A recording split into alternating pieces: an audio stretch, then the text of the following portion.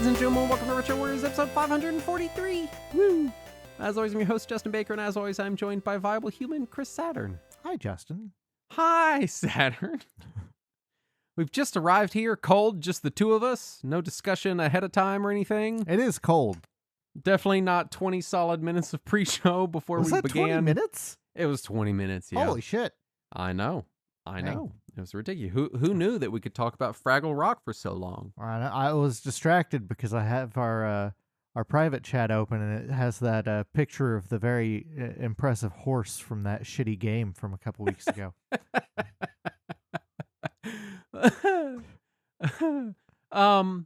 Yeah, a guy already private messaged us. There is a new Fraggle Rock coming out. There is. Yeah, I saw that they announced a new Fraggle Rock, like a movie, like a straight to streaming movie thing for Fraggle Rock, and we'll see. We'll see what happens. That's a shame, because just a few more years and it would have been far enough outside of the cultural zeitgeist that we could have convinced young people that it was pronounced Fragile Rock. I'm pretty sure the only reason it still exists at all in the popular culture these days is probably because of Family Guy. Possibly, yeah. I feel like there's a Fraggle Rock thermos joke in some episode of Family Guy that I vaguely remember. I feel like Gen X desperately wants to keep it alive, because my older siblings fucking loved that show. It was just a little bit before me, like a couple of years. Just slightly before me, too. Like, it was still kind of on the air, but I was so young that I barely remember it. Oh, Guy said they made new episodes like 5 years ago. Was it puppets or was it cartoon? Because if it's not puppets, it doesn't fucking count. He said it's puppets. Good. All right, good. This is all good. We could have just had him on the show to have that conversation. We could have talked about this with. My joke was that we talked about Fraggle Rock when we didn't, and now we are talking about Fraggle Rock. Look what you did. Legitimately. My week. Yes, sir. I'm playing video games. We're going full steam into the holidays, so I'm spending a lot of time disassociating in front of the PlayStation, because that's easier than being in the holidays. I've been in a good mood because I'm in a medically induced good mood because of new medications. That's good. But I've still not been enjoying the holidays. They're not a very fun time of year for me. That's fair. But anyway, I was playing Full Metal Schoolgirl, which is a game. I forget who makes it. And it came out, I don't know, a few weeks ago, a month or two ago, something like that. And it had been on my Steam list. And just the premise is basically like Returnal, but with robot anime schoolgirls killing robot Japanese office workers. All this seems normal, yeah. Is the premise. And the premise is that some corporation has made it like they replaced humans with these robot workers. This Japanese corporation did, and so now they're making robot workers work 48 hours a day, and it's kind of like a goofy like meta commentary about like the culture of overworking and stuff like that. But on top of that, it's just like a roguelike third person action game where you go through and get loot and ascend levels in this office building and kill these robot office workers. Fair, yeah. And it had come out, and I didn't buy it because it was like $60. And I was like, I don't know, this looks like $30 AA tier to me. I don't know if it's $60 of a game. Yeah. And it is currently on the PlayStation Plus like trial or whatever. Oh, nice. So I've been playing the trial of it, and I was also nervous because it's schoolgirls, and I was like, is this going to be too horny? Right. And it's not. It really is not at all. That's good. There's like a couple of little like silly jokes, you know, like when you go like to the next level in the office building, both of the main characters, they both wear skirts, and when they go up, they kind of hold the back of their skirt down, like people wearing skirts often do, so that people don't look up their skirt. And she'll be like, "Don't look up my skirt," you know. So it's kind of like silly stuff like that. Yeah. It looks like it's made by the Earth Defense Force guy. Oh, okay, yeah, awesome. And it does have a disclaimer at the beginning, and it's like, it's something about like this game wasn't made, it was made with like good work-life balance or something. I don't know. It's just so they were not working 48 hours a day while they made the game? Right. It seems to be very much they're trying to comment on like not only just sort of general life, office life stuff and the way the world's going, but also maybe specifically on like video game industry crunch. Yeah. But it's fun. I haven't decided if I want to buy it yet or not. I did the 2-hour trial. My fear was it was going to be too horny because there's a bunch of DLC outfits. It's like string bikinis and stuff, and I was like, nah, I'll play my horny games in private. I don't need them on my 65-inch television in my living room around my family. But it's been fun. It's been a good time. It's very much just like, hey, what if Returnal was robot schoolgirls killing evil office workers? I also started up Metal Gear Solid Triangle. That's Delta. That's what I said. Metal Gear Solid Triangle. And I've been playing it, and it's Metal Gear Solid 3. Yeah. Yeah. I mean, I don't. I think you brought it up in the chat. You're like, if they changed it, everyone would have cried foul because it's Kojima. And I was like, you're right. Like, they're kind of screwed either way. Like, if they change anything, you've ruined a masterpiece. If they change nothing, it's just the same old game again. And so they changed nothing. That's already available on these same consoles. Yes, and it has been available in HD for years and years now. Yeah. And so it looks really good, and that's cool. Yeah. It's got the quick change for the camouflage, so you can quickly change your camouflage pretty quickly, which is neat. Other than that, it is MGS3 again, which again, MGS3 is, in my estimation, fantastic. So that's good, but I've played MGS3 multiple times. Right. So I'm kind of like, I don't know. I'd picked it up. It was on sale for Black Friday for $30. Yeah. And so I was like, for $30, I'll take MGS5 on my PS5. 3. Why not? And so it's okay. I'm a couple hours in. I'm like I'm fighting the pain right now. So I'm after my first few Ocelot scenes in the first Ocelot boss fight, and I'm fighting pain right now in the before the mangrove swamp or whatever. Yeah. It's funny, every time I forget how dorky Ocelot is and how great it is, and I always forget he does that little kitten meow to summon his minions. Do you remember this? Like No, I didn't get that far in 3. What, you didn't? It's like the first 30 minutes of 3. No, I've made the first like 20-30 minutes of the game probably 100 times, and every time I get to that point, I'm like, maybe I'll come back to this, and never do. Oh yeah, so you haven't even made it out of the prologue. No, that's as far as I've gotten. Oh man, it's funny. So Ocelot comes out, and when he wants to say, his whole thing is he's like the mighty Ocelot that hunts alone, or he like talks about ocelots. Yeah. And when he wants to summon his his Gru unit, his minions or whatever, he holds his little hands up like a cat and goes, meow.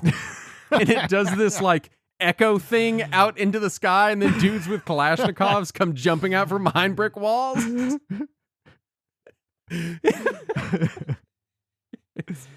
It's so fucking dumb. If you've never done it, at least YouTube the Ocelot cutscenes from MGS3 because they're so fucking dumb. Nice. It's great, man.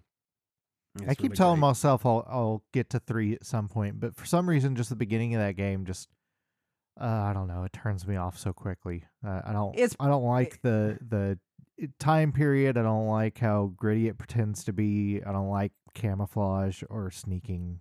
I'll say this: it is pretty thematically dry, but if you make it up through the prologue, it gets like if you make it to the title screen and you're not having fun, you're not going to have fun. That's typically where I get to, is where the title reveal. You've made it past Ocelot, then I guess I completely forgot that.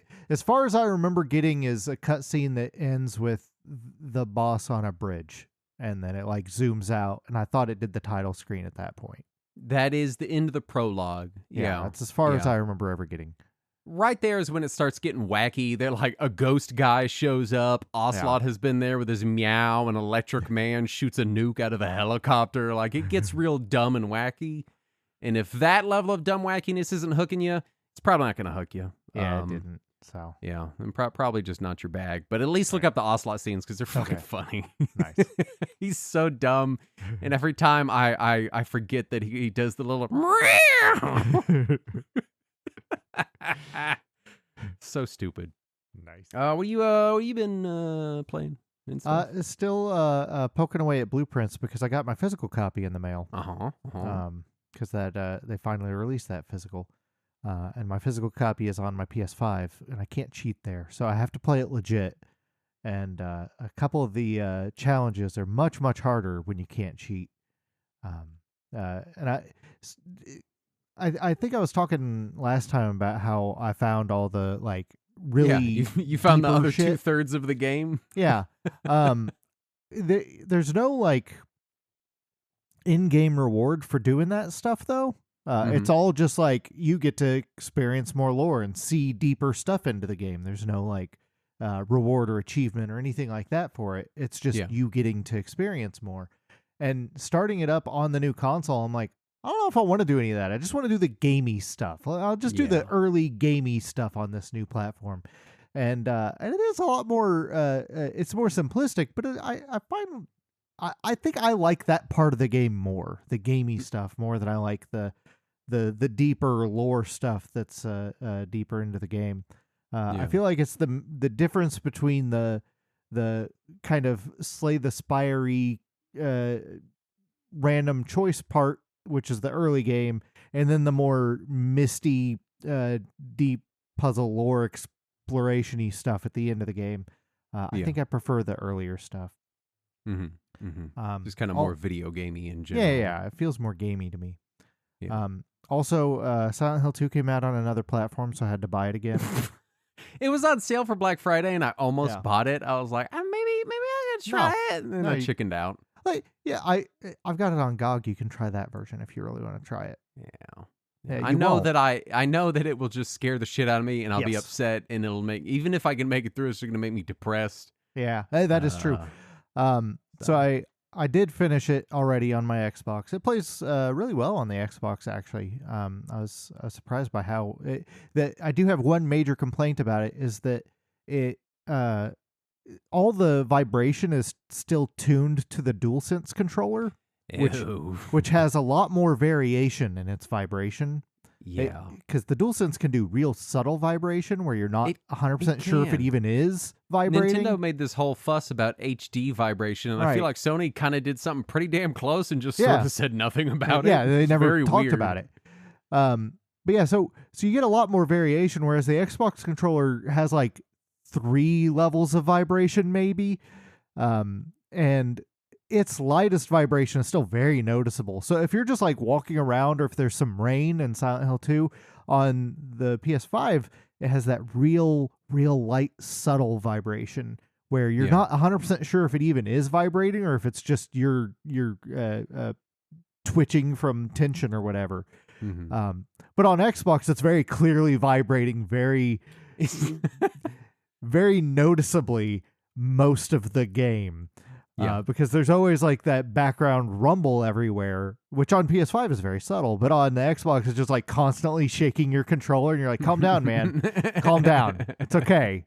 Relax. But other than that, it seems like a fine port. I was just before we started recording, I was reading about the Series S version, which apparently is not as fine of a port. It is rated playable on Series S, which that's a little rough, but on Series X it's fine. According to Microsoft, my PlayStation is an Xbox, so you can play it on the Microsoft Xbox, Sony's PlayStation 5. I already did last year.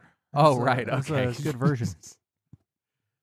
But no, it's still good. I think either they changed something or I really fucked something up in my first playthrough, because I did not get the ending I was going for, and I can't seem to trick the game into giving me a different ending.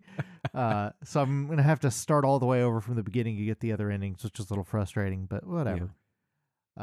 Also, I don't remember why, but there was something I needed to do within Windows, and I wanted to... Sorry. Yeah, I know. It sucks.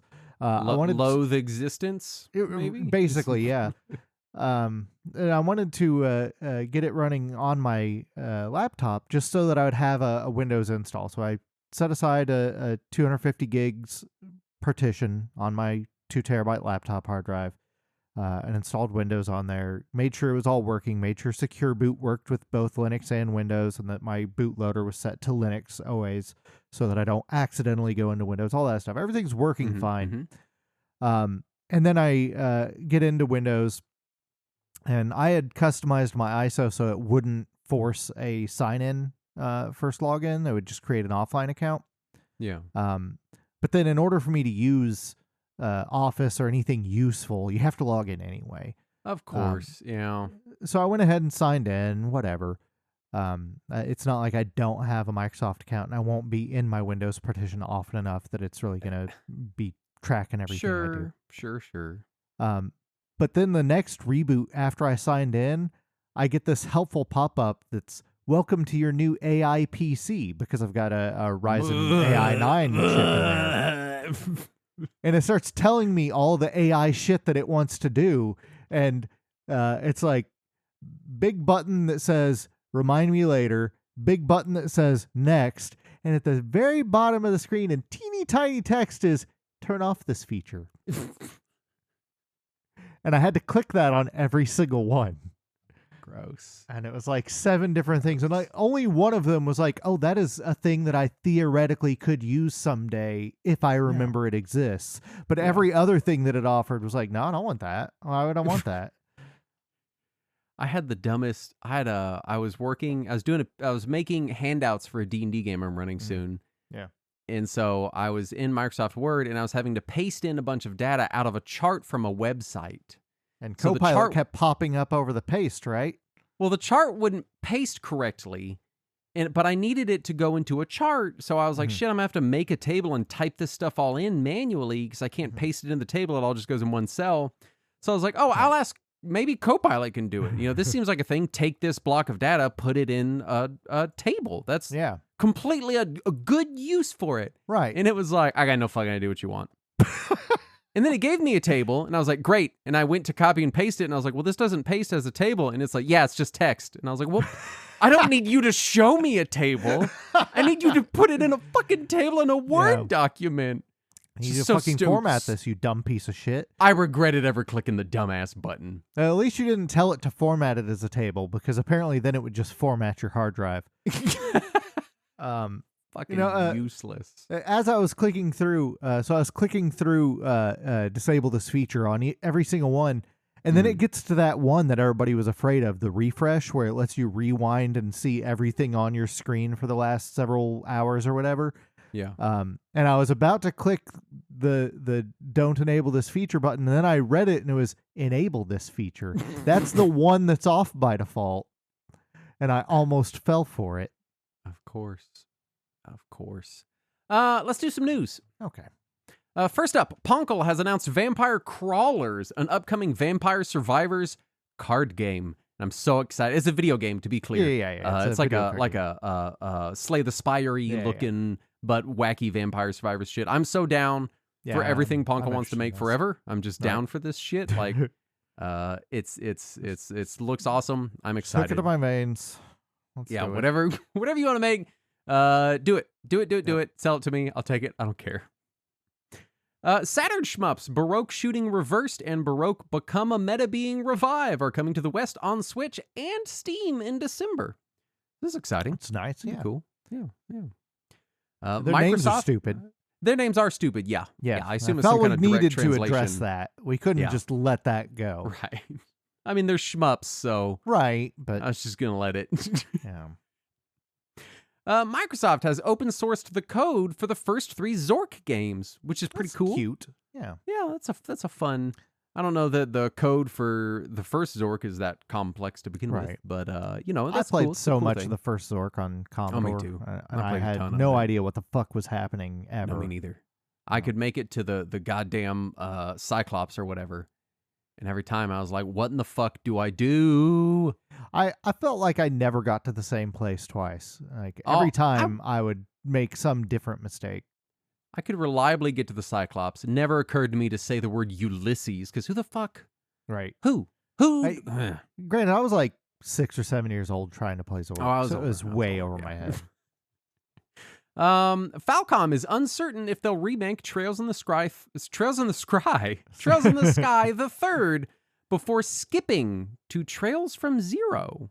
Just a little alarming. Yeah, I don't know how I feel about that because on the one hand, a lot of Sky the Third is skippable, but on the other hand, the bits that aren't skippable are really important. So they would need to squeeze those into either Sky 2 or Zero if they're going to do that. And I don't know how I feel about that. Yeah. We'll see what happens. Right. I don't think that I'm going to make... I have Trails from Zero sitting on my shelf. I might not even make it to that before they remake the fucking game. The case designer for the Mars FPGA says the system is dead. Aww. The board developer apparently went MIA, which sucks.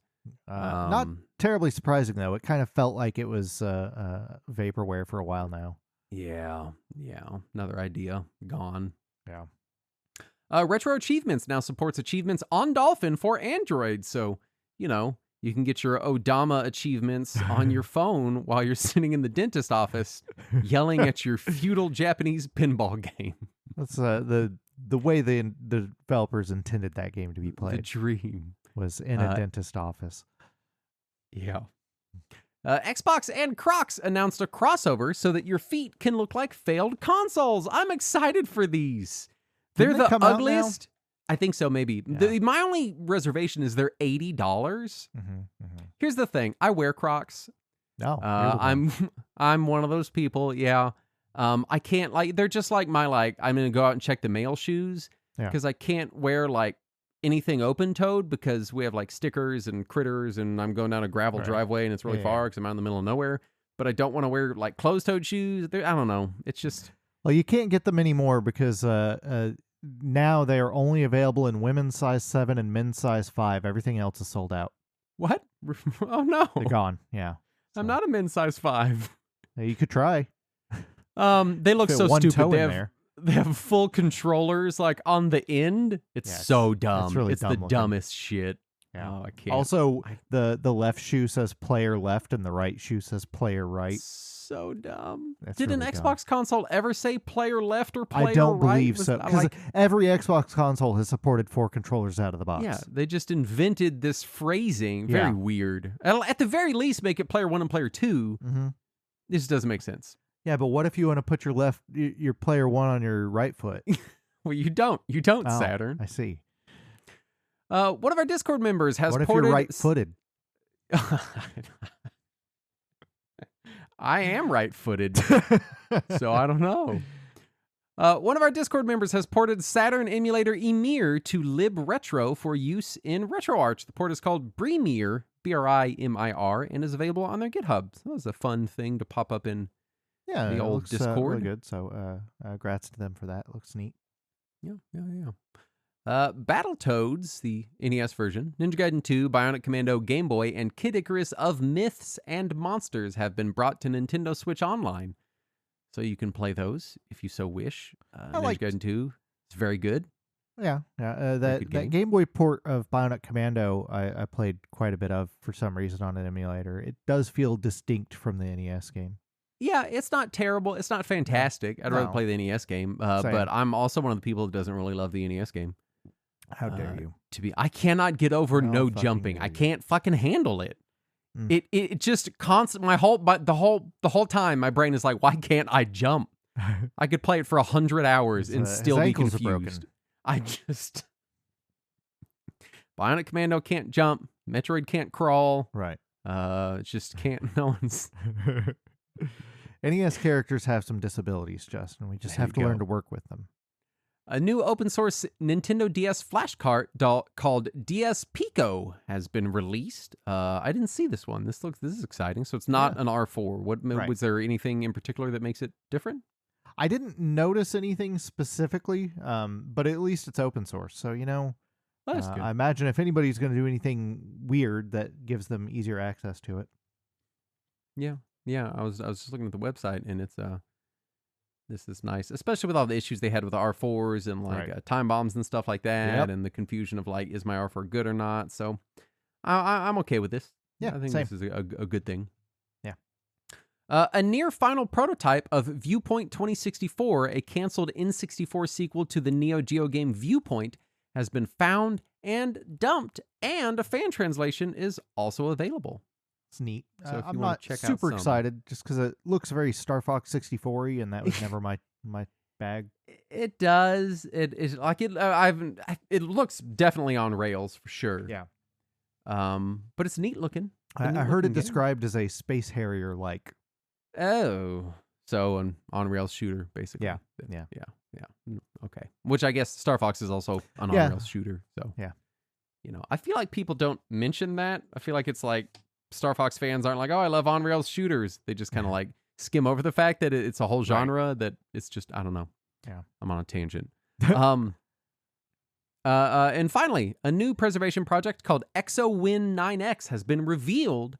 It turns Windows 95 and 98 games into individual files that include Launchbox in their executable, so they're completely standalone games. This is thrilling information. Oh yeah, it's and the same group also did this for DOS games and for Windows 3 games. Exo DOS and Exo Win 3, I think, were the names of those projects. This one is 220 some odd gigs for the entire collection. You don't have to get the entire collection, I don't believe, but it's just a ton of classic PC games from this era that. Some of which are very, very well known and playable on modern systems. Others are very hard to get to play. It also includes Voodoo emulation, so that you can emulate that early 3D graphics on some of these games as well. Very nice. Really impressive looking project. Their front end looks really impressive. So I'm excited to see this. I'm excited to see more preservation of this era of PC gaming because a lot of it is really janky. Even for people like you that know how to set up Windows virtual machines and stuff, it's just kind of a pain in the ass and stuff just breaks a lot. Right. And virtual machines don't always have that proper... They can't always do everything that the original machines could in the way that these games are expecting. Right. And so you end up with some weird compatibility issues. So anybody who's trying to preserve these games in a way that makes them... properly playable and easily accessible to a modern audience, that's huge for me. Big fan.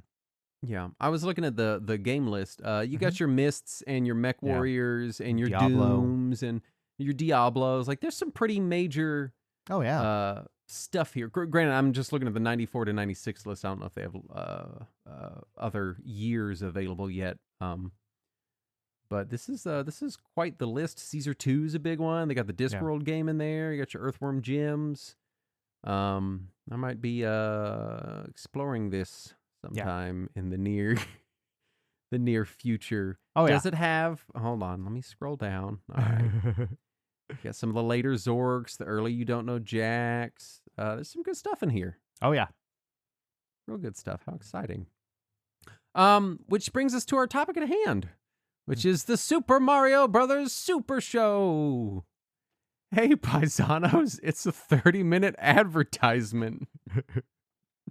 I feel like it would have been if it was trying to sell any of their existing fucking products instead of creating its own entire separate mythos that has nothing to do with Super Mario Brothers. I did want to give it credit for this because as opposed to a lot of other cartoons of this era, like He-Man and G.I. Joe were very blatantly just trying to sell toys, right? Yeah. They were built to be that.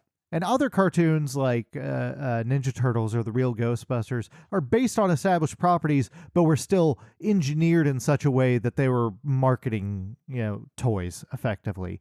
Yeah. And this, even though it was based on existing property that they did want to sell, has so little to do with that existing property and also never mentions Nintendo, like, ever. Yeah.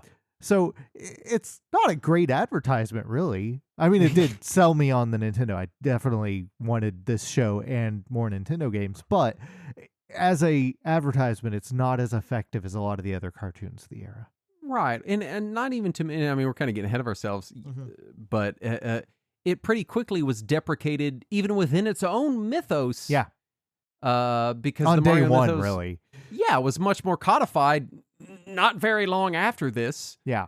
and it didn't include a lot of the shit that was in the cartoon. Yeah, I mean, in Japan, Mario 3 was already out well before this show debuted. Yeah, this is true. It was deprecated before it even released.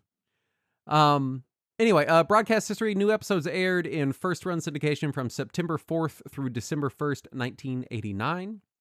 There are 65 total episodes. It was produced by Saban Entertainment and DiC Enterprises. Who else? Yep. Who else but this dream team of 80s slop? Right. Hey, they kept making slop well into the 90s. Oh, yeah, I remember them. I watched Power Rangers. Yep.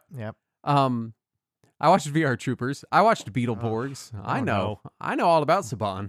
Why would you do that to yourself? My first encounter, I saw this in syndication. I was born in '88, so it was already kind of old news by the time I was like old enough to give a shit about a Mario cartoon. But it was still aired, early mornings, late nights on some channels whenever they were just trying to fill gaps and stuff. Yeah, there's some cable channels that kept airing it in the afternoons well into the 90s. Yeah, so it popped up here and there. And I never cared for it because it was so not Mario. Yeah.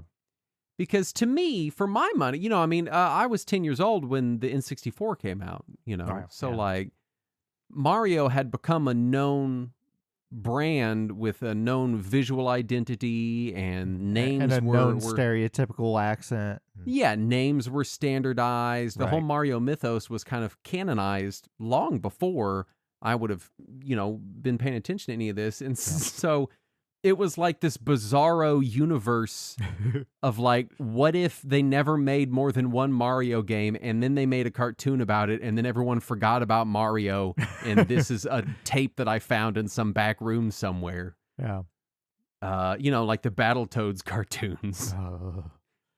And so it's always just been this weird oddity, and kind of minor spoilers for the future of this episode, but it's not a very good or entertaining show.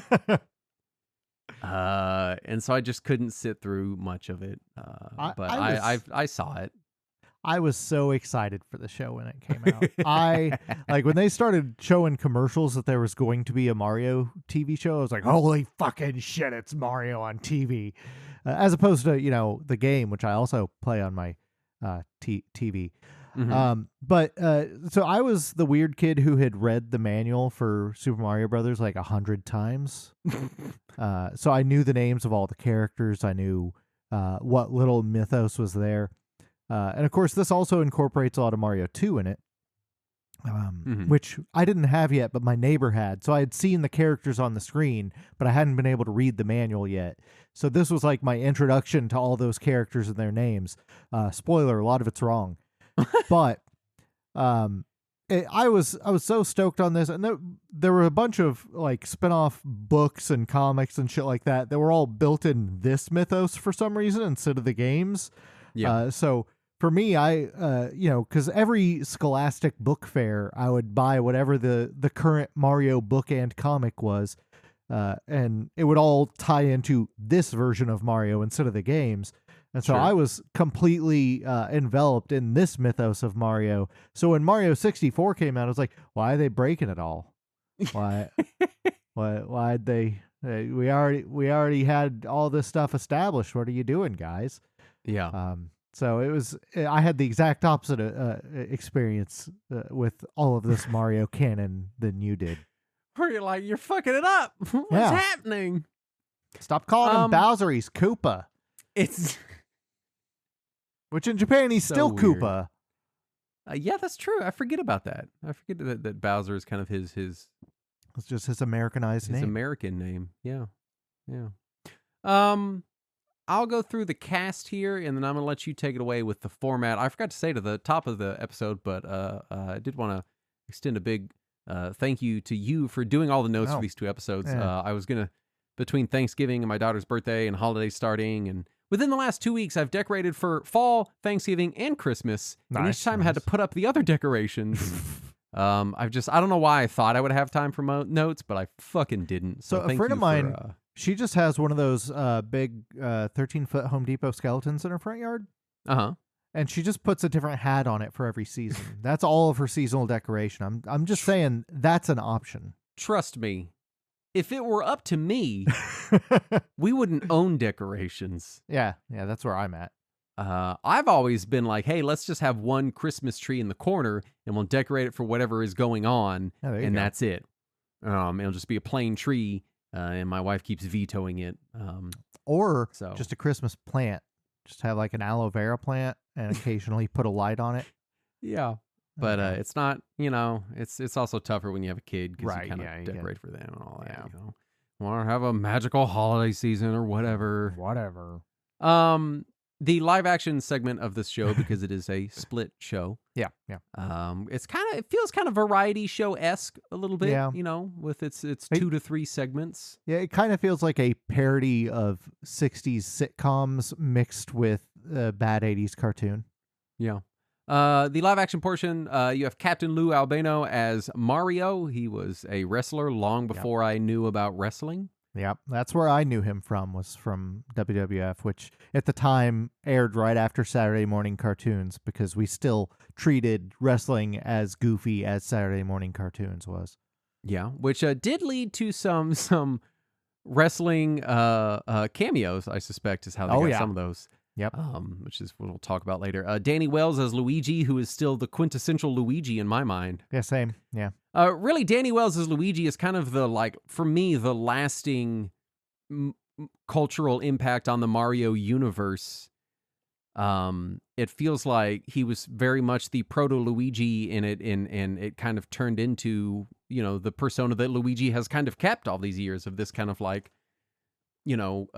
gangly sort of not scary, I don't know, Danny Wells doesn't play him like a scaredy cat, but there's a little vibe of anxiousness to him. The animated version was a little more scaredy cat.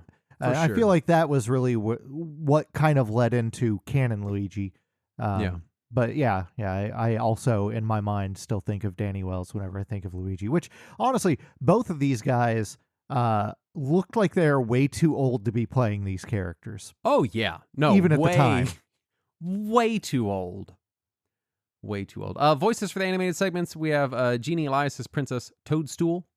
Not Princess Peach, Princess Toadstool. Yeah, well, at the time, she was still Toadstool in the games, too. True. We have John Stalker as Toad, the meanest fucking Toad you've ever seen. In my mind, that's still canon Toad, too. I fucking love that Toad. Yes. He's like, Mario, you fucking idiot. He's so Mario, you idiot. I fucking love that Toad. Harvey Atkin as Koopa. Pretty good Koopa. Pretty good Koopa. Yeah. And that's that's kind of it for the cast. Other people come and go. But these are the ones that you get every episode. Yeah.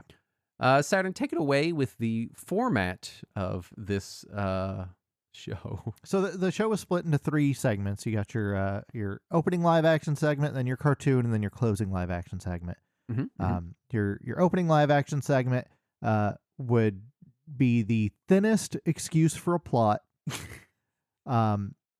Usually there'd be a guest star.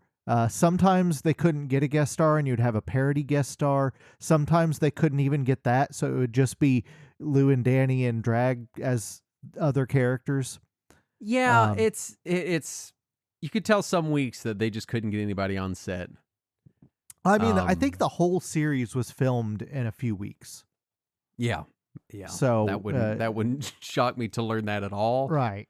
There are sometimes in the live action segments other characters that will pop up. Like there's like a underground construction worker dude. Yeah. Who that I think is maybe never supposed see his to be, face. Supposed to be like a Shy Guy-esque sort of thing. I don't know if he looks like he has a mop for a head.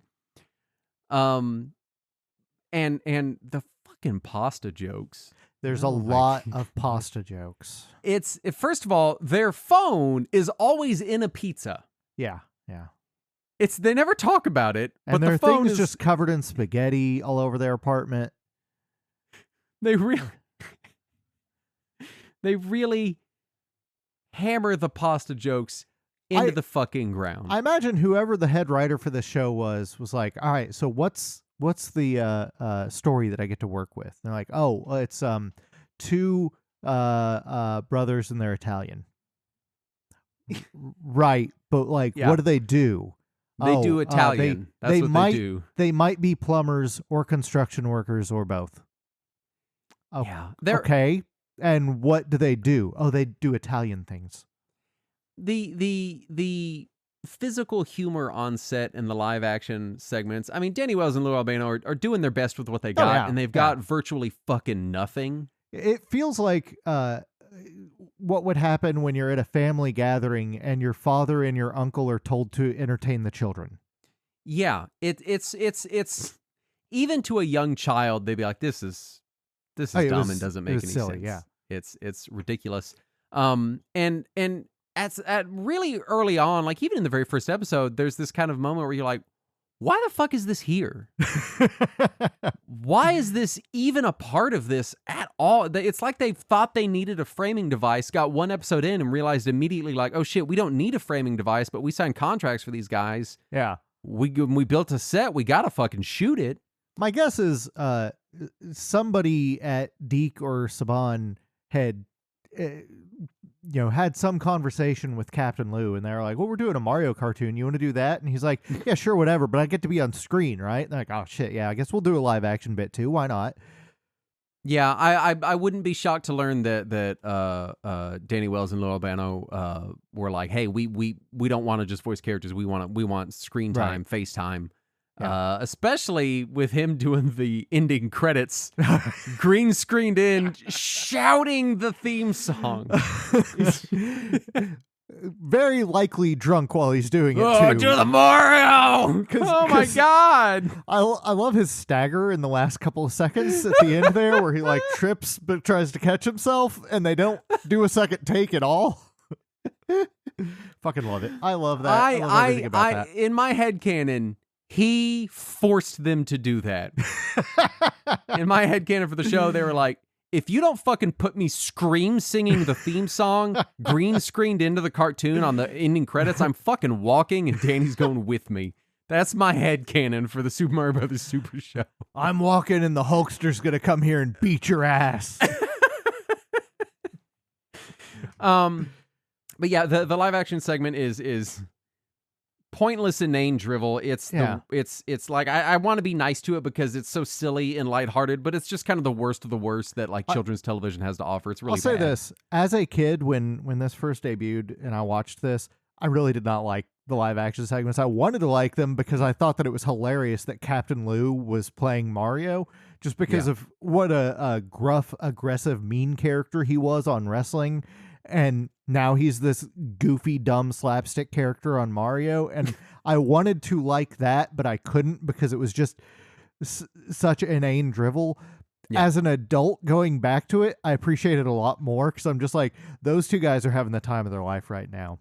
Yeah. Those guys are enjoying how dumb this is. This is a show that you watch and you're like, everyone's drunk. Yeah. There's no... Every episode you can play a game with yourself. You're like, who lost a bet this time? and do you? God, I don't know why I'm thinking about this, but do you remember the episode when the third Mario brother shows up? Yes. Mm-hmm. Pietro. Yeah, I think his name was Pietro Mario. I think so. Yeah, that sounds right. Oh my God. I tried when we recorded our last episode. I, being the ambitious person that I am, being able to slam through giant JRPGs in time for the show, I was like, I'm going to watch all of Super Mario Brothers Super Show. Because you're insane. I'm going to watch all 26 hours of it. It'll be easy. I tried so hard. One, I was busy. But two, I was like, I can just put it on and leave it on.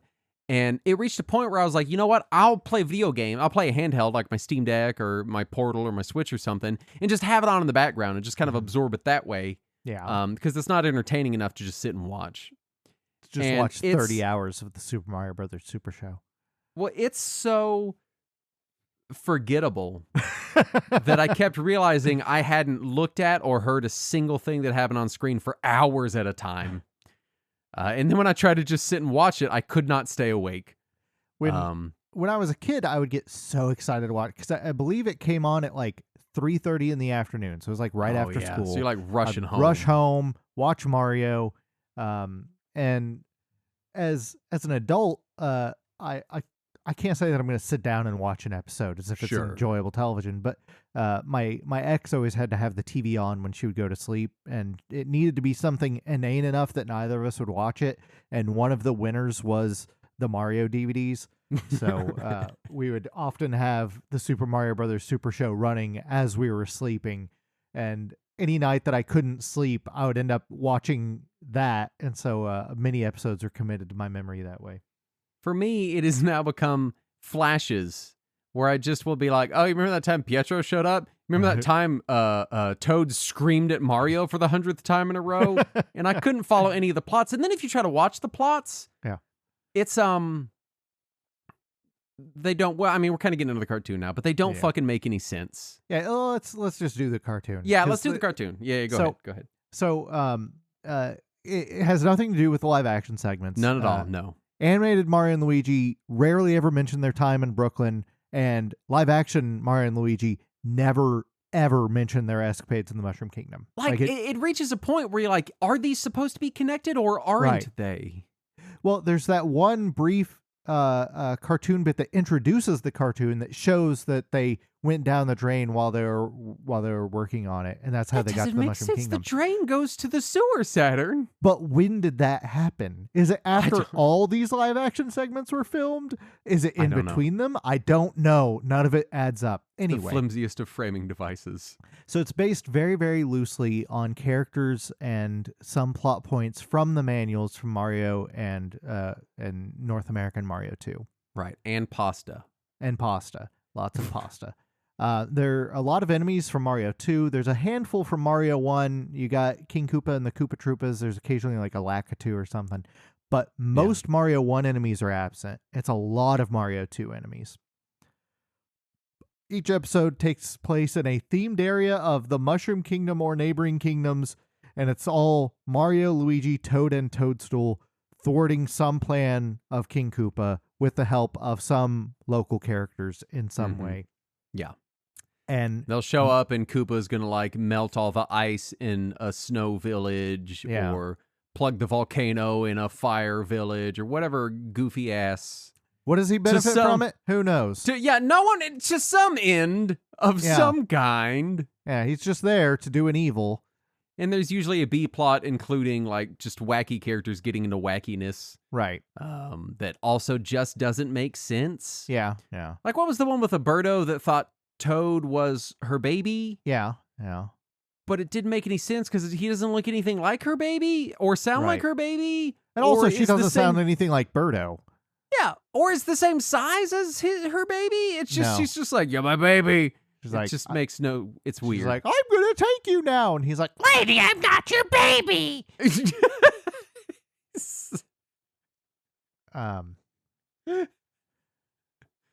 Anyway, it's a very strange.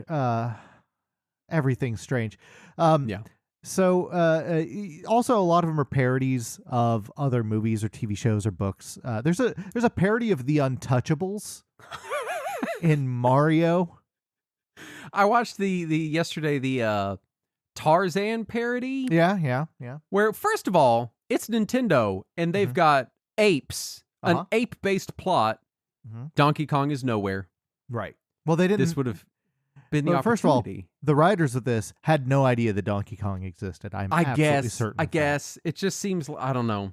I guess in my head, Nintendo of Japan wanted to at least know what the plots were, but why would they? They probably had no fucking idea. I'd be shocked if Nintendo of Japan was even made aware of this show's existence until after it happened. And Mario becomes, he bonks his head and forgets who he is because that happens every other episode. Yeah. People bonk their heads and have amnesia. In both the live action and animated segments. Persistently, these people have got to have... That's probably the truest part for Lou Albano, is head trauma. Yeah. And he becomes Tarzan, but they just call him Marzan? Yeah. Everything has to be Mario themed. And it just is... It's so fucking dumb. Also, most episodes had a brief musical segment where the heroes are occupied in some way. They're either running from a threat or they're training for their big victory or whatever. And they just play a song behind it. It's a licensed music cover. These have all been removed from all re-releases of it. Everything after the original airing and the VHS print have all these songs removed. Notably, there was one episode, an episode called Plumber's Academy, that used the song Workin' for a Livin' by Huey Lewis and the News and included some mild profanity in the song. And apparently the producers didn't even notice when they were adding this song into their children's cartoon. And then there was some outcry, so it was removed from reruns. Yeah. The DVD release and all subsequent releases have replaced it with replaced over the licensed music with generic music that was from the Mario 3 and Mario World cartoons. So you end up with the same generic backing track in every fucking episode for very long sections of the cartoon, where there should have been time. Music with lyrics in there. I don't know that I've ever seen the versions with the licensed music, because by the time I was watching it, it was already in syndication. Like, it had already been aired for years. When it's aired on TV, it still has it. Did it keep it? I must just not remember then. Yeah, because they're still allowed to use that licensed music for broadcast, but not for anything else. But then all the versions I've seen as an adult were sourced from the DVDs. Right, exactly. So it's and just don't have it. It's every episode has 3 solid minutes of just them running to the fucking same goddamn generic ass background music. And sometimes they don't even take the dialogue from those segments where like people are talking over the background music. They don't bother to snip out that dialogue and add it over the background music. So you just them talking, there's no sound. You just see their mouths moving and there's no dialogue. It's just that same shitty background music. It's just such a cheap, shitty job to have dubbed that. God, kids shows are so much fucking better now. Yeah. They were the 80s was like, there were some great classics from the 80s, sure, but it was also a fucking cesspool of children's entertainment. It was bad. A lot of it was phoned in. Stuff. Mario usually gets some kind of power up, either Fire Flower or Starman or a plumber's wrench or whatever he needs to find. Or pasta. Sometimes they have to bake the magic pizza in order to save him from his coma. Things happen. And then they stop Koopa, and then at the end of the episode, Koopa always runs away by throwing a potion vial from Mario 2 and escaping into subspace. And every time he does it, everybody just stops and points at him and says, "Look, Koopa's running away!" instead of actually chasing him. Right. I don't know why. Well, because they've got to go eat giant plates of spaghetti and entire pizzas, which is the only food that they eat in Italy, apparently. Yeah, that's it. One time they mentioned lasagna. A few times they mentioned linguine. I feel like they mentioned cannoli a couple times.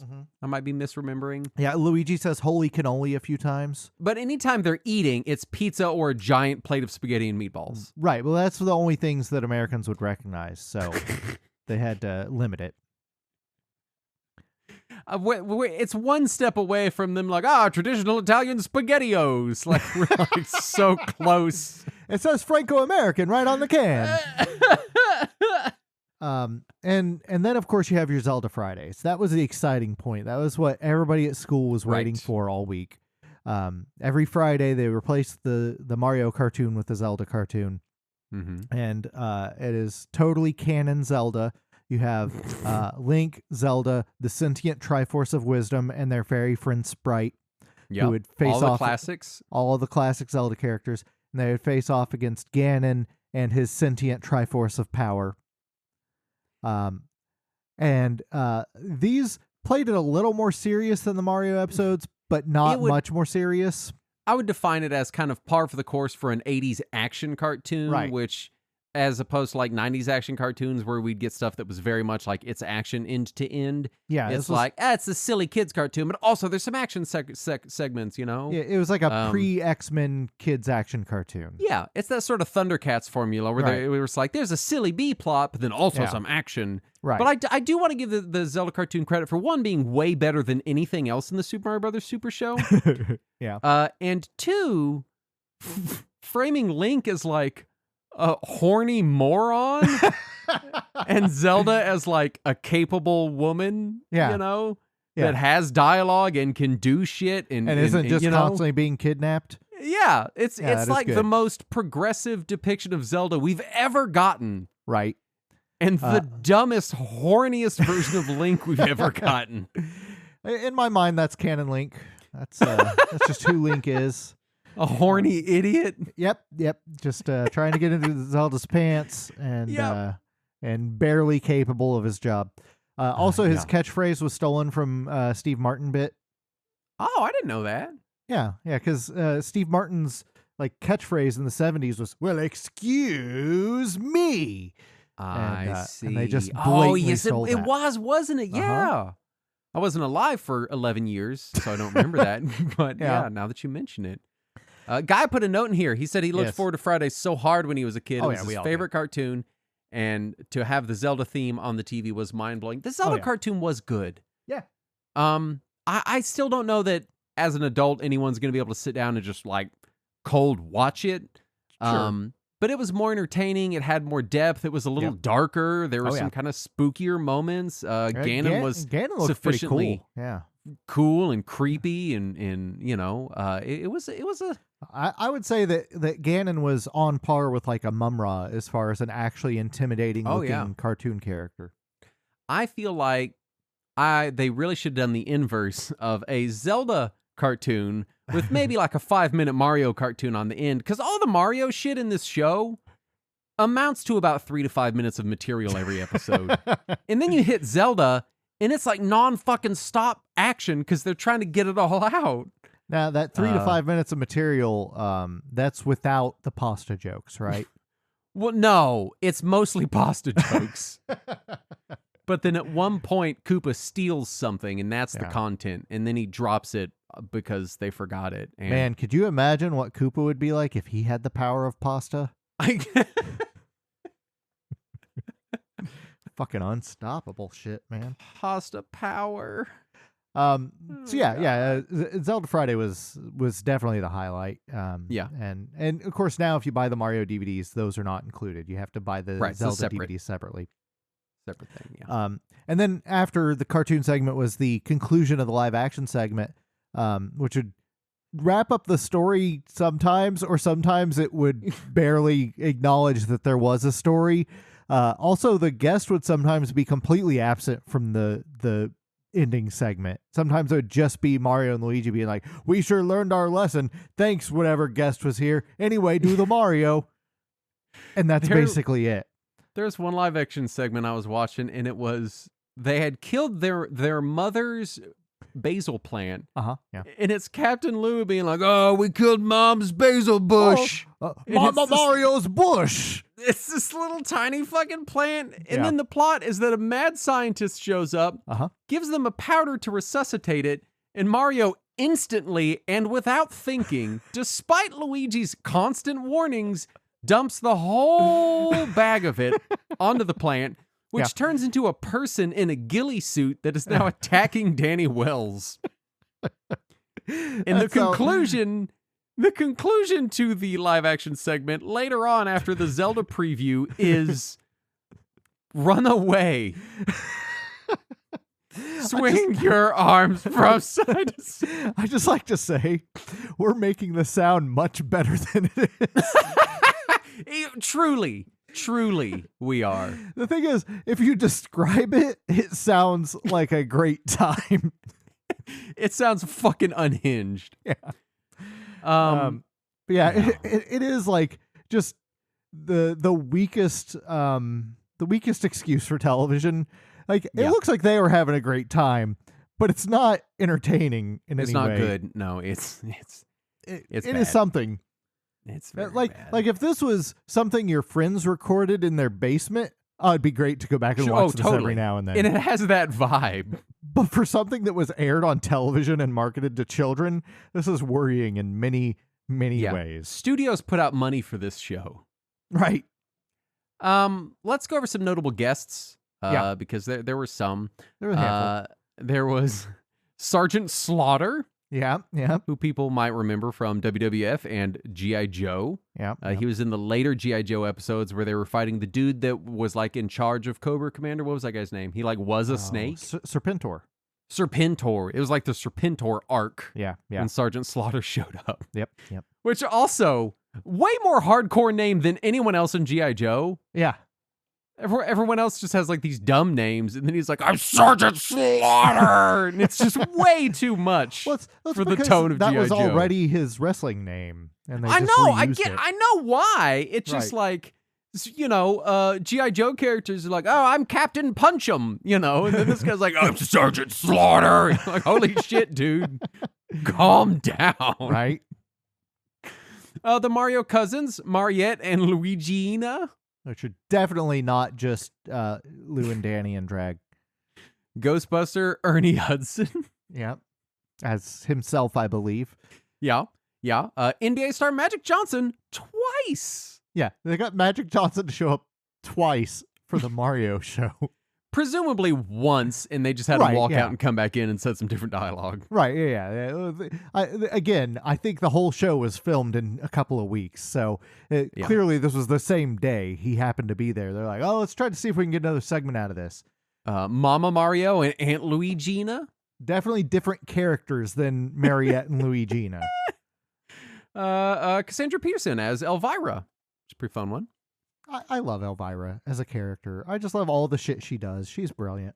Me too. Cassandra Peterson is just a gem of a human being. Oh, yeah, definitely. In general. Indeed.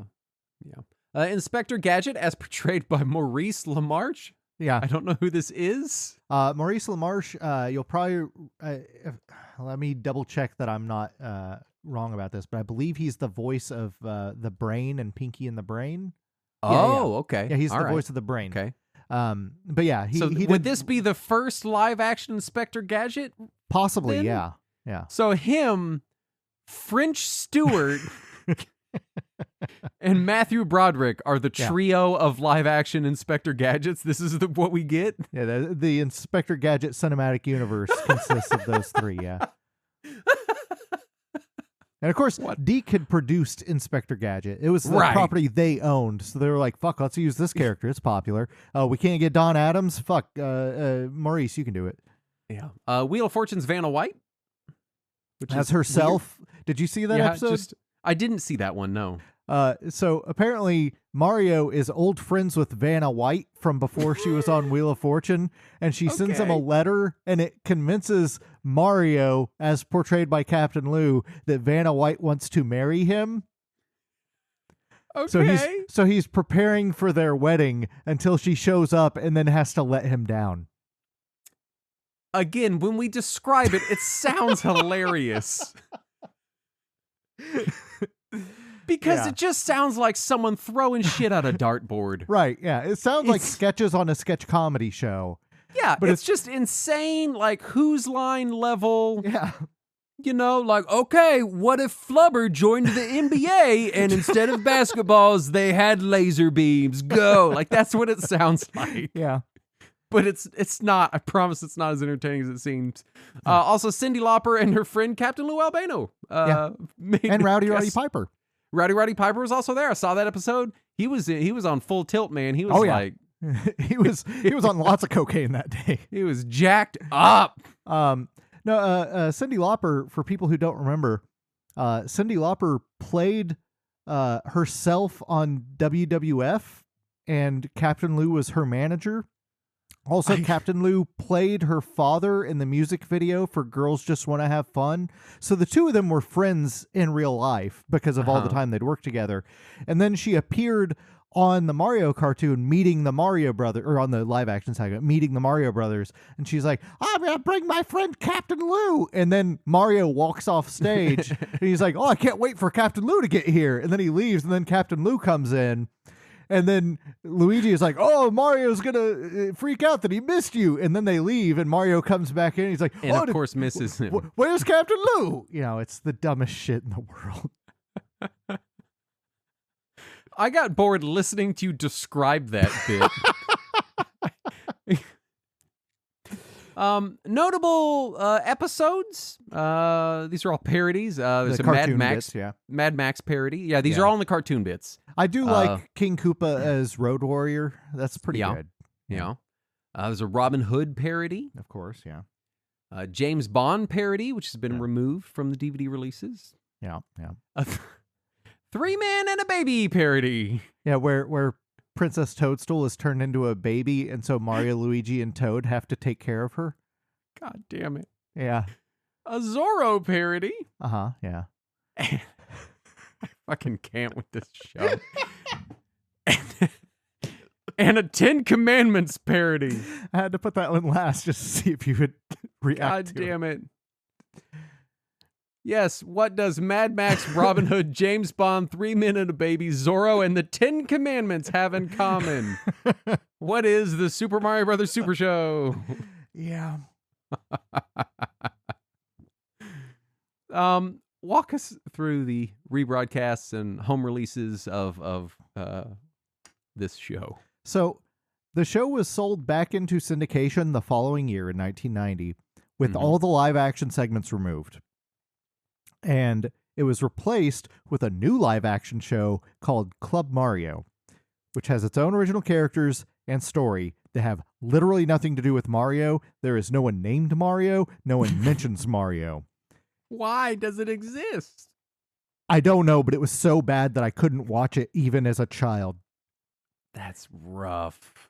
And it has to be, I can't even imagine what it's got to be, they were trying to get away from the incorrect branding or something. I don't know. It's really, really bad. There's a couple episodes on YouTube out there. It's never been rebroadcast since then. It was really bad, and people did not like it. Kids spoke out against it. They didn't want to watch it. It had a live studio audience too. It's just like they got two like edgy 18-year-olds to show up and just wear backwards hats and be in your face and yell everything at each other and at you, and it's just fucking awful, man. It's real bad. But fortunately, it has since been removed from canon and everything else. It is not acknowledged anymore. This is terrible. It's real bad. It makes Danny and Lou's live action segments look like fucking cinema. This is like there's a show that was on Netflix that Netflix like produced it, and I forget what it was called, but it was like a parody of all 80s cartoons. Mm-hmm. So like there's a Dino the Dinosaur thing, but he like has to grow up and go off to college, and he's like this shitty burnout with no skills. And then there's like this guy that hangs out with these Care Bears in his backyard, but the way they get their creative, they're like the art version of the Care Bears, and so their whole thing is they're like, we snort this magical Care Bear dust that gives us artistic abilities, and he gets hooked on these drugs. And so it's just kind of this like twisted joke, and they have these like interspersed live action segments that's making fun of shows like this from the 80s and 90s. And it's just the most over the top, like the screen's always flashing and zooming in and out, and everyone has backwards baseball caps on. And this is exactly that. Yeah. It did exactly even at the time that. It felt like a parody of itself. It was real bad. It's rough, man. After that, the Family Channel, which was later known as Fox Family and ABC Family and Freeform, but back then it was still just called the Family Channel. Mm-hmm. It started rerunning the show starting in the early 90s through the entire 90s, if I remember right. And they had the Zelda segments removed, but otherwise it was the same as what it originally broadcast. They just replaced the Zelda segments with Mario cartoons instead. Yeah. And then after that, they stripped out the live action segments and combined them with the animated segments from Super Mario World into a new show called Super Mario All-Stars, which that's not what Mario All-Stars is, guys. Different product. Yeah. Mario All-Stars is a Super Nintendo ROM on a Wii disc. Yeah, that's right. Wondering what that... Which is emulated on a Switch. Right. Perfect. This is great. Yeah. And apparently there were some commercials for the Mario All-Stars cartoon that showed bits of the Mario 3 cartoon, but that was never included. That was not part of it. It was just they had no idea what they actually had or didn't have, so they just threw everything into the commercial. Yeah, why not? As far as home releases go, there was some VHS tapes released by Kids Classics with the K, or Good Times Entertainment. Those were released between 89 and 93. Some of these tapes didn't have the live action segments or had the wrong live action segment attached to the cartoon. Which who would know? Right. Because nobody would have known. Unrelated. Yeah. But all of these VHS releases do include the original music covers from the broadcast version. All of those are licensed. These are the only home video releases that include that. Everything after that stops including it. Yeah. There was a Christmas-themed VHS release by Disney in '94 that had the Christmas episode, both live action and animated, as well as the Christmas episode of Mario World all on one cassette for some reason. Because why not? Yeah. Lionsgate put out some best of collections of the VHS and DVD in '02 with 6 animated segments of Mario and 2 of Zelda. There was the further releases in '04 and '05 that collected the first couple of weeks' episodes. But then the big one was when Shout Factory put out the full series across 2 DVD sets in '06. The licensed music was removed, but it did include most of the live action segments. There are a couple that are missing just because those are the ones that would have been attached to Zelda cartoons. Right. And there's a mismatch in number of cartoons at that point, so they just dropped some. After those were discontinued, a company called Encircle re-released those sets in 2012. They removed the live action segments, and they also removed the James Bond parody cartoon. And as of now, a fucking nightmare. Yeah. As of now, the series is available for purchase on Fandango at home, and I think it's the same as the Shout Factory release, though I'm not sure. I'm not willing to give money to Fandango at home to buy the Mario cartoon. Yeah, I don't. Are you sure? Yeah. I'm not going to say I haven't bought dumber things for more money. Right. But yeah, I think it's also I have your DVDs, series. I think. Yeah, so. I did give you my old DVDs, yeah. Let's do Legacy and Final Thoughts. I don't know what else to say about this cartoon, and I think we've milked it for all it's worth. DiC continued to work with Nintendo on other cartoons. They did Captain N, Mario 3, the Mario World cartoon, which is god-awful. The theme song was in the animated Super Mario Brothers movie, the 2023 one. Yep. And it spawned the dual-pack Super Mario Zelda cereal, according to Guy. I think the game spawned that more than the cartoon did. Captain Lou made it himself. He went down to the factory. Down to the Mario factory. Yeah, he beat them all up. Him and Roddy Piper. Some mushroom Octoroks. As far as final thoughts, it's... I feel bad saying that this is a garbage-ass show that's not really worth watching anymore. I still kind of enjoy it. I have nostalgia for it. I think it's dumb and bad, but I enjoy it. I don't want anyone to go out and be like, I gotta watch the Super Mario Brothers. Please don't. Oh no, do that. But watch some of the live action segments. Pull it up on YouTube, watch a little bit of it, have fun with it. Did you see the episode with the Elvis impersonator? Oh, not this go around, but it rings a bell. It was in the live action segments, and they brought in like a shitty white suit Elvis impersonator. Yeah, and they thought that it was the real Elvis. That he was somehow still alive and he had come back to meet the Marios, and then the two of them put on Mario themed Elvis costumes. It's great. As far as like a historical oddity, it's weird. It's interesting. Some of the guest stars are interesting to see. I think this is the kind of thing where like you could have a fun hour watching clips on YouTube of it, but I wouldn't subject anyone to sitting down and watching this show. I still enjoy it. It's not a good show. It's not something you should sit down and watch. But if it's on in the background, it can be kind of fun. Yeah, I don't know. I was going to show it to my kid and see what she thought, because a lot of times stuff like this, like a 37-year-old misanthrope is not the fucking audience for an 80s children's cartoon based on an NES game, right? And so I usually stuff like this, I'll show it to her and be like, "What do you think?" And I have not showed it to her yet. So I have a feeling she'd not fucking understand what the fuck is happening, because she doesn't know who any of these guest stars are or who Captain Lou is, and neither did I. I didn't know he was a wrestler till I was a grown ass adult.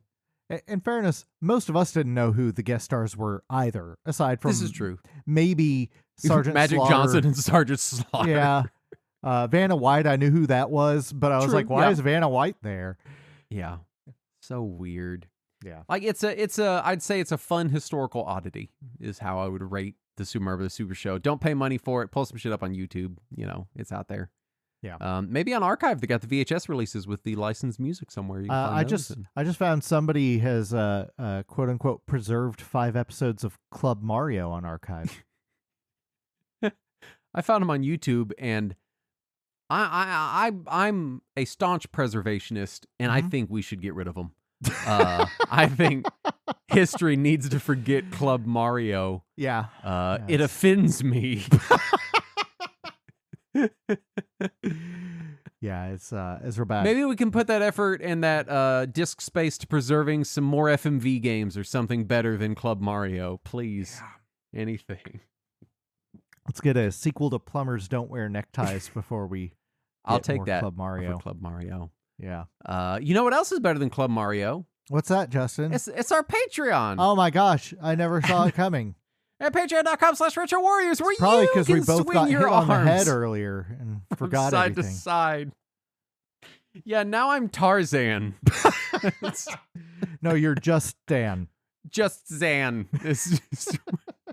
Why would they call him Marzan? He doesn't know his name is Mario. He doesn't. He can't. But everyone else does. God, but they were calling him that before they found him.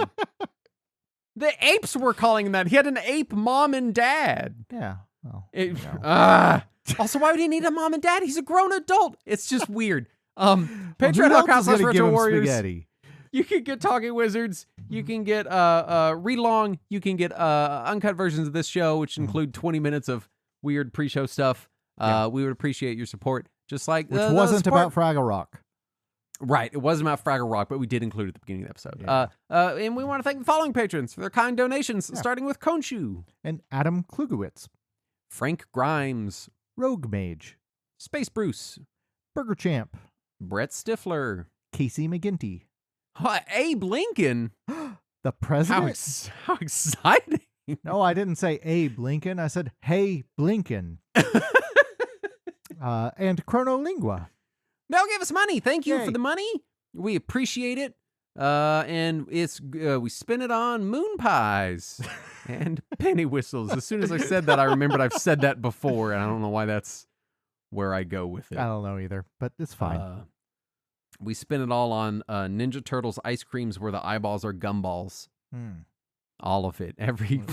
We spent it all on that one failure Sonic ice cream. Yeah. God damn it.